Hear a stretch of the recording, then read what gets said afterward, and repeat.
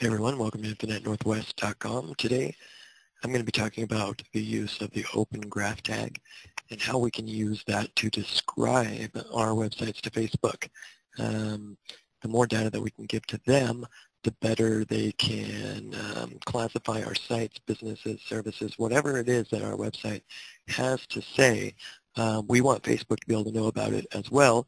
One of the very beneficial side effects of doing these, putting open graphing tags on your website is that now your website will be listed underneath the Facebook search. So let me just show you a little bit about that right now. These are what open graph tags look like, just basic meta property tags. So if you've ever worked with meta property tags, you can write an open graph tag. Very, very easy. So it's going to use the meta property and the content tag. The only thing that is unique is the OG colon whatever we're trying to say, whichever part we're trying to describe of the website. In this case, title. Title is the title for my website. You would probably want to make sure that there are good keywords in your title. That is always good practice. The OG colon type, that is going to be the type of entity that we're trying to represent. In this case, a company, my business, Infinite Northwest. This can be there's a whole list of different things that this can be, such as, bands, anything really. OG URL, this is OG colon URL. This is just the URL to the entity we're trying to represent, my business, InfiniteNorthwest.com, OG colon image. This gives us the ability to control what Facebook shows as an image to represent us.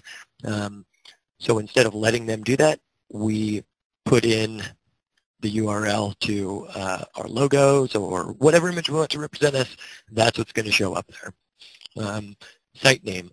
This is, again, what will be displayed as a header once you post this to Facebook. Let's look at how Facebook parses all of this information and displays it on Facebook.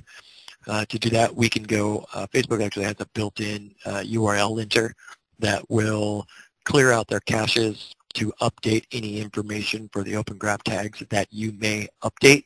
So if you change something in your Open Graph tags, it's a good idea to go here and run the linter on it and just update anything that Facebook is displaying for you.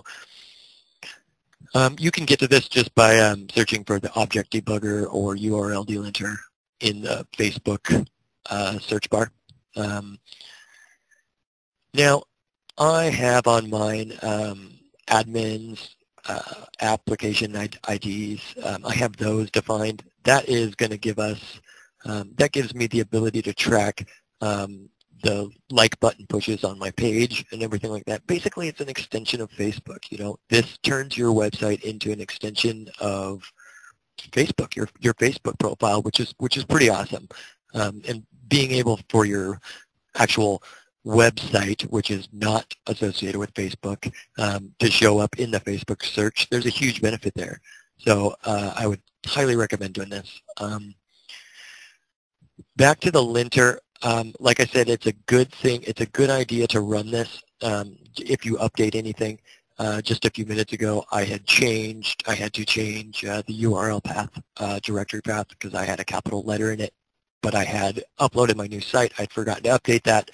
I just ran the object debugger on that. I'm going to do it again here so you can see what it actually pulls. As you can see, OG colon image, that's the image that I had defined. The title, that's what we defined. So we have control over everything that it displays, which is pretty awesome. A good example of this is IMDb. So if you're a movie buff and you like movies, check out imdb.com next time you're there. Take a look at the source code. They heavily, heavily use Open Graph Protocol. The reason for that being is there's so many things that they need to describe, the actor of the movie, what movie it was, what year it was released, everything. And they have the ability to do that with Open Graph easily. So that basically is going to be my little spiel here on Open Graph tags. What I'll do is in the notes on this post, I will put all of my Open Graph tags to you so you can copy and paste them right out of there, change things as needed.